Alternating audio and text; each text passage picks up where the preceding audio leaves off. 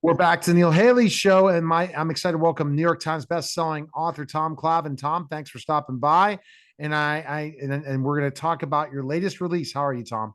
I'm fine. Thank you for having me back on your show. Absolutely. Let's talk about Throne of Grace, a mountain man, an epic adventure, and the bloody conquest of the American West. We talked about before, Tom, how you're really, really seeing the Western as the big thing that's happening. And there goes another great story about the American West, right? Well, it seems like there's an unending stream of American West stories, thankfully, because people like me would be out of business if we didn't have enough stories to go to. And I think with Throne of Grace, I think we have a story that's pretty much been virtually untold over the last couple of centuries, and that with our main character being Jedediah Smith. He was an extraordinary explorer. He was really the heir to Lewis and Clark in exploring and opening up the American West. And yet, most people would not have heard of him at this point. They've heard of Kit Carson and John C. Fremont and other great explorers, but Jedediah Smith, who's he? Well, that's what Throne of Grace sets out to do, is correct that misrepresentation of a great explorer. Why is there such a bad misrepresentation of Jebediah Smith? Well, excuse me. I think one reason is because he didn't live very long, and he didn't get a chance. I mean, his some of his journals were lost, some survived. He didn't live very long. He didn't have like Daniel Boone during his lifetime was a legend in his lifetime, but he also lived into be 80 something years old. So Jedediah Smith did not have anybody advocating for him. He died fairly young and got lost in the mist of history. And what made you want to write about him? The first thing that Bob Dre and I wanted to do was revisit the American West and fill a gap that we thought was there. We had our book Blood and Treasure about Daniel Boone. Pretty much goes from like the 1700s to 1820. A book we did called The Heart of Everything That Is about the Lakota Sioux Chief Red Cloud goes from like about 1850 to 1870. What happened in between 1820 to 1850? And that's what we said, well, we want to do a book on that time period to do a trilogy. We had never set out to do a trilogy. And we're talking about books that were published in different years, of course. But once we were looking to do a story in that time period, we discovered Jedediah Smith. And we said, the more we found out about him, the more amazed we were at the adventures that he had, the experiences, all the ways that he defied death over and over and over again, and what his discoveries meant to what's called manifest destiny, which was the concept that was the European descended people in the East were sort of like ordained to move west. Now, of course, that manifest destiny was very destructive to the indigenous population, but they weren't caring too much about that at the time. No, not at all. And how did he survive death? What is he? Was he a powerful guy or a good fighter? I think that's a really good question because he was not a big bruising guy. He was actually maybe a little bit tall for that time period. He's about 6 feet, but he was rather slender. He was young. He was only 23 years old when he started leading men into the wilderness, the great wilderness that was the American West at the time. He just was, I think he was so resilient and he refused to give up. And he's kind of lucky too that he survived being buried in snow and crossing the Mojave Desert and being attacked by a grizzly bear. This is really an adventure story about an amazing person. Right. And do you think this could be a movie with Jebediah? That's an interesting question too, because the character of Jeremiah Johnson in the Robert Redford movie is based on Jedediah Smith. It's probably Oh, the closest Jedediah Smith came to any kind of fame when that movie came out in the 70s and it was based on him. Now you're talking about decades later, sure. I mean, I think it would make for a great movie. I think it would be a great limited series because not only do you have Jedediah Smith, you have so many colorful characters: Jim Bridger, Mike Fink, Tom Broken Hand Fitzpatrick, all these other mountain men surrounding Jedediah Smith, and the beautiful landscape that was the America of the 1820s, west of the Missouri. Discussing a white man seeing for the first time, which Jim Bridger did, to Salt Lake, for example. Seeing the Rocky Mountains for the first time, seeing the deserts of yeah. the Southwest for the first time. Yeah. So, thinking about this character and thinking about specifically enough what he did, how did he survive a grizzly bear? Because that's got to be a tale. Was that a true tale? It's a true tale. It's documented by people who accompanied him, who put this incident in their own journals. And he's attacked by a grizzly bear. His ear was almost torn off. His scalp, part of his scalp was torn off. He suffered all kinds of other injuries. And finally, a good thing the bear was they managed to distract the bear, and the bear lumbered off, leaving him. And you can imagine what the state of medicine was at the time in 1822, 1823. Yeah. They actually took basically a needle and thread and sewed his face back together. And he always carried scars. I mean, he wasn't terribly disfigured, but he always had scars. And he on one side of his head, he wore his hair longer than the other side, so it could cover the worst scar that was on the side of his face. But that was an example. I mean, another 1 minute or 2 minutes more of that attack by the grizzly bear, and there's no way he would have survived. Do you think he breaks the rules too?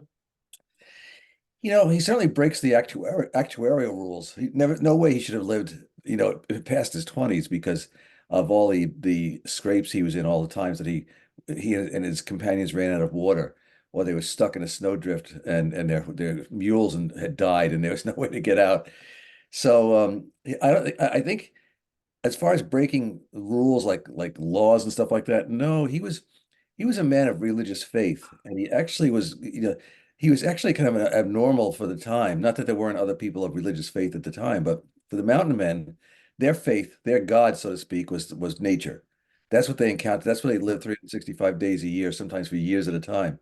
But Jedediah Smith was religious. He really believed there was an afterlife, and to live a virtuous life is how he got there. What kind of God did he believe in? He was pretty traditional in his Christian beliefs. He carried a Bible with him wherever he went, and in fact, the title is Throne of Grace was his phrase that he used to describe where God sat. He had this pretty standard view of the afterlife. We had this, what we realize now as this white Anglo-Saxon God figure, the Father figure in the Holy Trinity. Well, he believed that, he's not the only one, certainly in the 1820s, who believed that, but he did believe that if you lived your life as well as possible and followed the golden rule and were honest and worked hard and did all these other really good things, that when you die, you will get to sit near the throne of grace. Do you think they kept him out of the history books because of him, how he was a conquistador in so many ways, using that word, which is more Spanish? You know what I'm saying? In the way that, Yeah. I don't think so. I don't think there was a bias against him because of him being sort of the point of the spear of manifest destiny, because he was not the only man. I think he was the most remarkable one. so Lewis and Clark were the same in Manifest Destiny, you think, or not? They were really the first ones. I mean, this is before the phrase manifest destiny was coined, was the Lewis and Clark expedition from 1803 to 1806. And they made the one trip from St. Louis to the West Coast and back.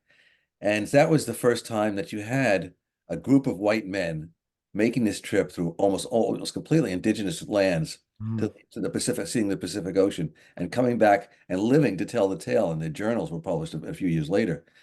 I think with Jedediah Smith, he made 3 trips like that, and Oh my goodness. taking Yeah. different routes, so that he was discovering more of the country.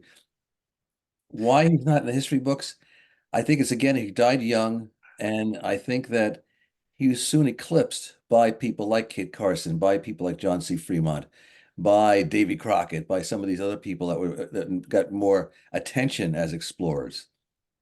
No, 100%. So based on what's happening, it's very, very intriguing.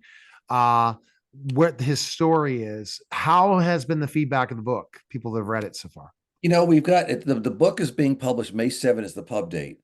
So we haven't really had much feedback from the consumer, the book buying public. But we got a starred review in Kirkus Review. Booklist gave it a great review. We've got a great review just came out in the Washington Times. Just got a great review over the weekend in the Los Angeles Times. That's great. We have not seen the New York Times yet. We haven't seen the Wall Street Journal yet because I think the book is still just coming out. But so far, people seem to who have read it and reviewed it have really seemed to like it. And one of the things I'm glad they picked up on is it's a dramatic adventure, Yeah. page-turning story. I mean, it's packed with information, of course, and it's well researched. But what good does that do if people don't want to turn the page and find out what happens next? It's sort of like Jedediah Smith was one of those people that wanted to know what's on the other side of this mountain, what's on the other side of this desert, what's on the other side of this river. Well, when we write a book, Bob Drury and I, we want to have the readers think, what's in the next chapter? What's Yeah. on what's on the next page? That's what makes you guys such great writers. Thank you. And it's also, but his life was so adventurous. I mean, like I said, surviving grizzly bears, Wow. flash floods, surviving lightning storms, surviving hurricanes, on the West Coast. That kind of stuff is over, thankfully, been mostly overlooked for the last 2 centuries. Do you think that now the history will start to think of him more out there in the history books? Well, we certainly hope so. Every so often, a book comes along that offers a new or or a complete view of somebody who had got underrepresented by the history books in the past. We're hoping that's the case with Jedediah Smith. I mean, Lewis and Clark are rightly celebrated for what they did. It was an enormous accomplishment what they did. But then came Jedediah Smith, and it is kind of strange that he fell off the table of history. Do you And think his Bible could be one of the reasons?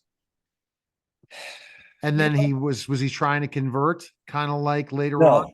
no, no, he did not. He was not one of those that was going out there to try and go to indigenous people and convert them to Christianity. That was not him at all. He was a big believer in let people live the way they live, and he had a lot Mm. of he gained a lot of respect for the Indians. He was fascinated by the way they lived and cared for themselves. And also, there were many tribes showed great kindness and courtesy to Jedediah Smith. There were times when he and his group, his company with him, were barely surviving. They hadn't shot any game in days, and they were out of food. And they would come to an Indian tribe, and the Indian tribe would say, "Here, we don't have much ourselves, but we'll give you some of it."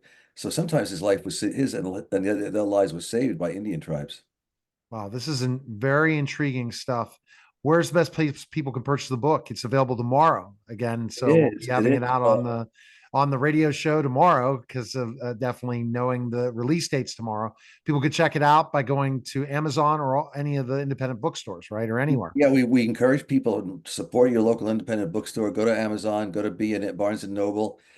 Check out my website at tomclavin.com. You can purchase it through there too. And we hope people will. We think that's really going to be a good read that people are going to say, wow, I never knew about all this in America.